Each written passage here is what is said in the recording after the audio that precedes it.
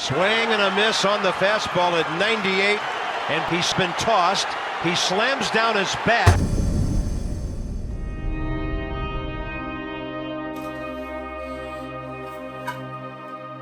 I tried my hand at blind buys.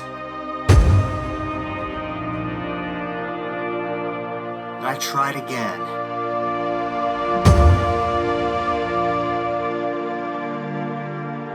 And then I tried again. And I struck out.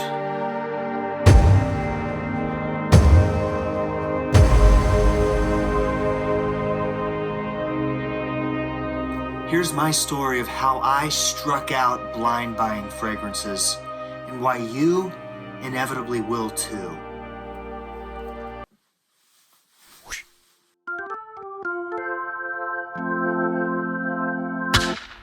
Perhaps one of the worst ways to spend your money is blind buying fragrances. Why do people do it? Why do they love it so much? They say, try it.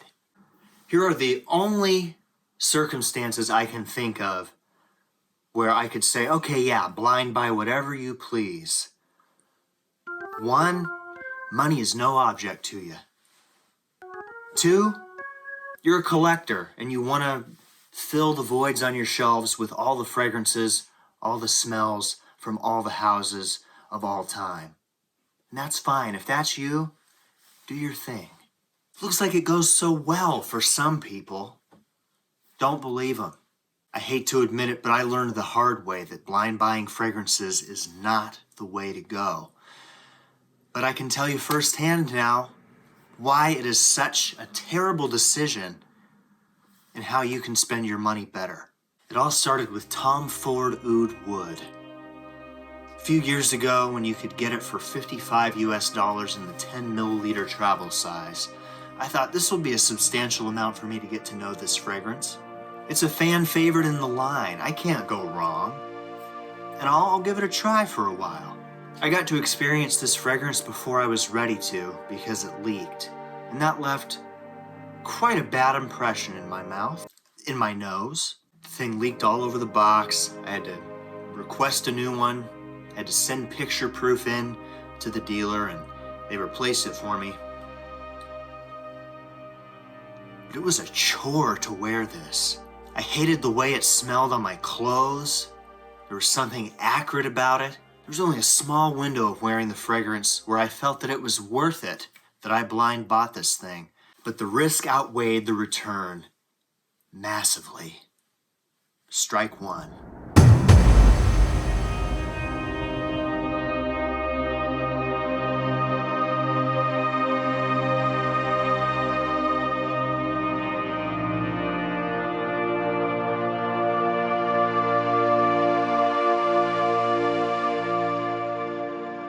About a year later, I was in the market for a daily driver of a fragrance.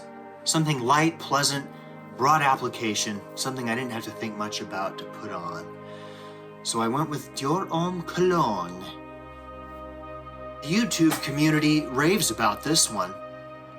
It's such a beautifully simple fragrance. It has the Dior heritage. It's in the Homme line. It's wonderful. But to me, this smelled like laundry soap in a laundromat. It was okay. It was pleasant. It was fine.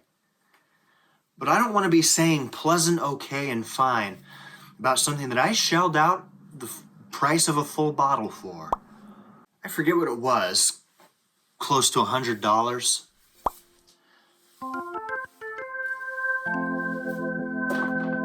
Strike two.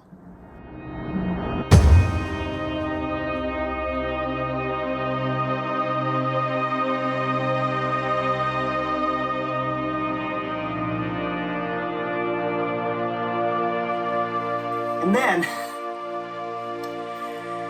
after those two strikes, I was back in the saddle. I'd caught amnesia about those experiences. And I decided, let's see. It's getting close to summertime. I need a fresh, beachy powerhouse banger of a scent to satisfy these warmer months coming up. So what did I go with? Tom Ford Costa Azzurra. Close to when it debuted in the signature line, having been removed from the private blend. Third time's a charm, baby. Right? Wrong. So wrong. I liked how it opened. It was true to the description. Herbal, punchy, refreshing. Cow. Again, I thought I hit the jackpot. But this thing dried down into something terribly synthetic, screechy, loud, obnoxious. Strike three.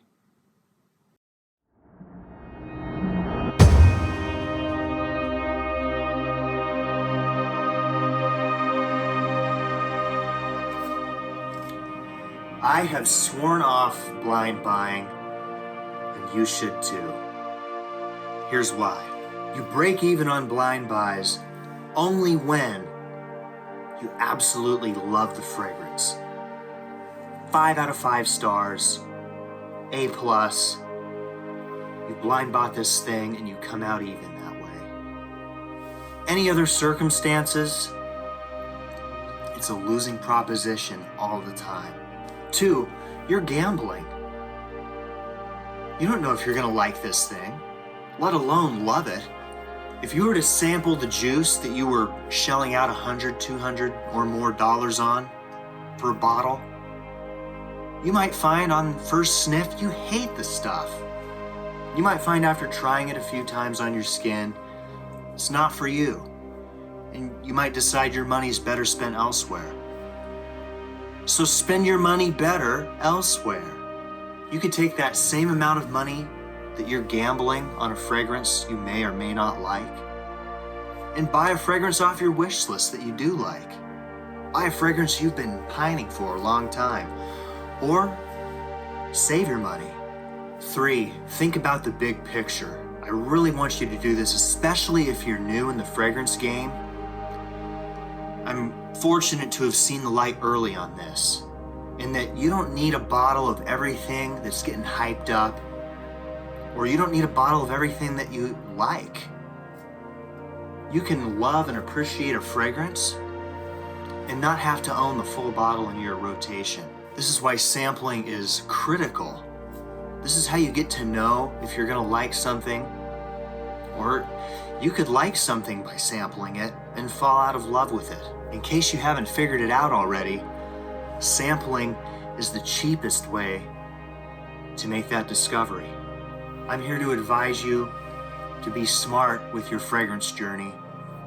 Sample, sample, sample, whenever you can, however you can, so that you're stepping into the batter's box with a game plan, so that you're not going up to bat blind and striking out like I did.